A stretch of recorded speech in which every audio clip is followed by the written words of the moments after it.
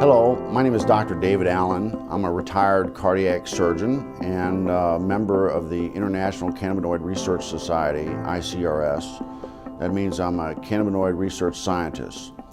And I'm here to tell you about the discovery of the endocannabinoid system, the ECS, and the significance and how it will change medicine. And we discovered the endocannabinoid system about 30 years ago, and we really didn't understand the significance of its discovery. And so we found out that this is a chemical communication that your body has. It's not electrical, it's chemical, and it's kind of like the hormone systems that people are familiar with. And your body makes these cannabinoids. They're endogenous, so they're endocannabinoids, and they perform some miraculous functions in the body. And we're just learning the significance of these functions. And basically, the endocannabinoid system is responsible for homeostasis.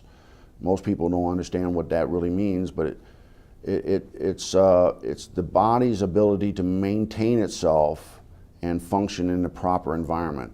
And so it's critically important that that doctors in the future understand this control mechanism. And we're finding out that that manipulation of this endocannabinoid system will control diabetes. It controls cancer. It controls whether you can survive a heart attack or stroke. And so this is critically important for doctors to understand this new science. And the discovery of the endocannabinoid system is the single most important medical scientific discovery ever, and will save more lives than the discovery and application of sterile surgical technique.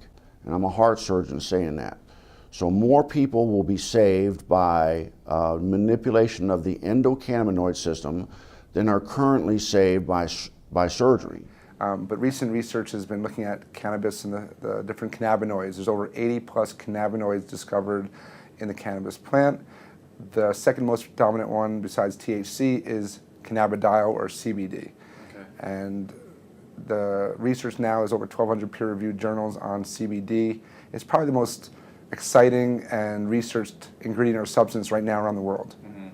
It doesn't have the psychoactive or high that is associated with THC, but it has a tremendous amount of other benefits, including research shows anti-seizure, anti-epileptic, which is why it's gotten a lot of popularity. You do a lot with children with seizure disorders, and they're getting benefits from this plant in a safe, non-toxic way versus all these drugs that typically don't work. Mm-hmm. And there's neuroprotective benefits, so you see a lot with concussions and the NFL. There's a lot of research being done now with chronic traumatic encephalopathy, or chronically banging your head a lot.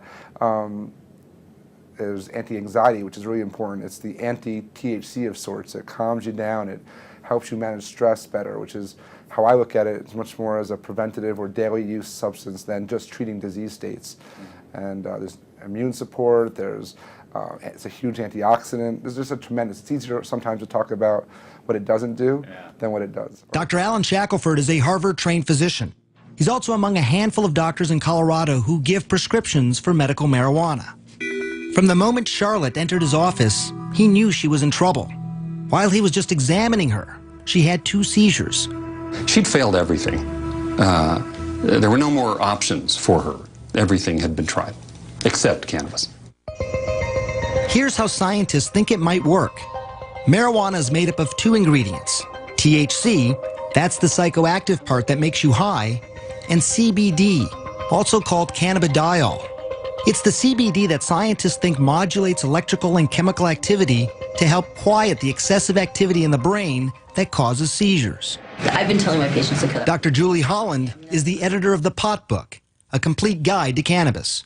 For a long time, the work on cannabis and epilepsy was sort of inconclusive. Maybe it works, maybe it doesn't. They couldn't quite figure it out. And it's only when they really started separating THC from CBD that they saw, definitively, yes, CBD seems to really stop seizures. So in the 1930s, they made tinctures. What were they making the tinctures for, and why were they doing these tinctures? Well, I mean, the medicinal uses of hemp are just numerous. The hemp helps, well, we can talk about the cancer effects of hemp, but it helps with inflammation. It's very anti-inflammatory. It helps with seizures. It's very effective with PTSD for the vets that are coming back that have post-traumatic traumatic stress disorder. Very effective at treating that.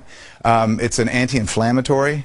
But then the uses of hemp for cancer, what I've studied, because of my book, Cancer Step Outside the Box, and the number of cancers, there's about a dozen different cancers that have been studied in depth with medicinal marijuana, with hemp. And so the studies, from brain cancer to prostate cancer to pancreatic cancer, uterine cancer, cervical cancer, prostate cancer, it's amazing. Okay, so what is in hemp that it's this THC, correct? Well, there's chemicals that are called cannabinoids. Right. THC is short for delta-9 tetrahydrocannabinol. I'm glad you said it because I couldn't. That's the only time I'll get it right. I'm glad I got it right.